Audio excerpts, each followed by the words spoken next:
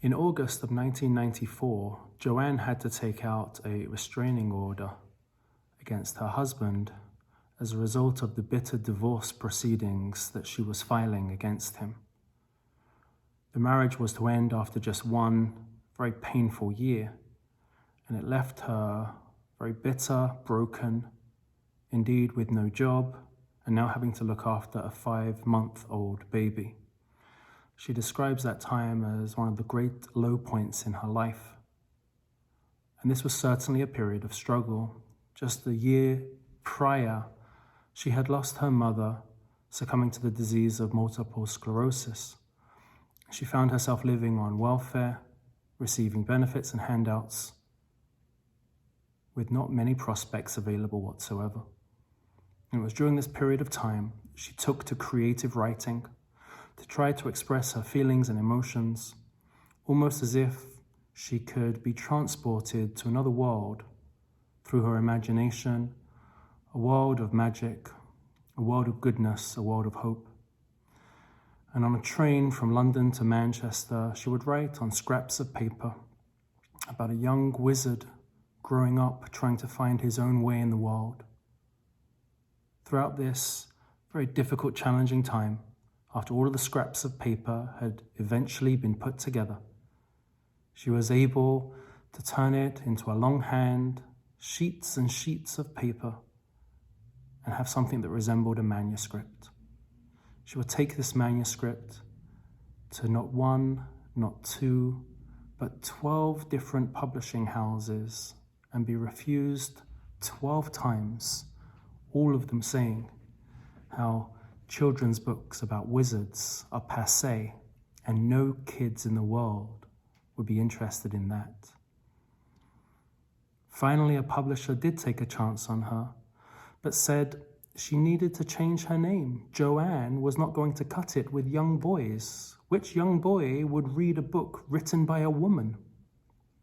And so, taking her grandmother's name of Kathleen, she created the pen name J for Joanne, K, and using her maiden name, Rowling.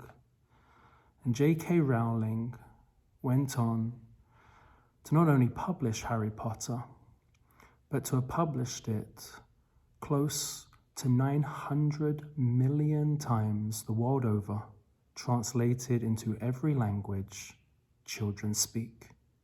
She was the first author to become a billionairess from the writings of children's books. And today I don't think there is a person in the world that doesn't know the name J.K. Rowling. Incidentally, she happens to be one of the greatest defenders of the modern state of Israel against British media bias, particularly on television and newspaper. But imagine for a moment being rejected for a 12th time by a publisher when you're living on welfare and have not even yet a 1-year-old as a divorced mother with nowhere to go and very little prospect of a future. Today is a strange day in the Jewish calendar. It's called Pesach Sheni, a second Pesach. It's based on a group of people in the time of the Bible coming to Moses and saying that when the Exodus happened, they weren't allowed to bring the sacrifices for a whole bunch of technical reasons. That won't concern us for now. And Moshe consults with God and comes back to the people. And he says to them, your claim of why should we lose out? Why should we not be able to celebrate? Why should we have the setbacks that we've experienced hold us back from still getting the most out of this life? And Moshe says, you're absolutely right. I'm going to give you another holiday. I'm going to add an extra holiday to the Jewish calendar, Pesach Sheni. For all of those who are unable to take part in the first time around, there's a second chance.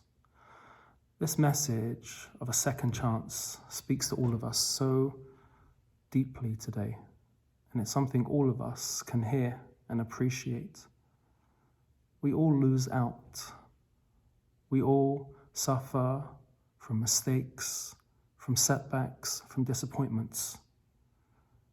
Yet there's a concept known as the second chance, the Pesach Sheni, that notwithstanding how we have been hard done by, how we have lost out, how we have suffered, how we, through no fault of our own, have ended up in a less than optimal position, God turns around and says to us, keep your chin up.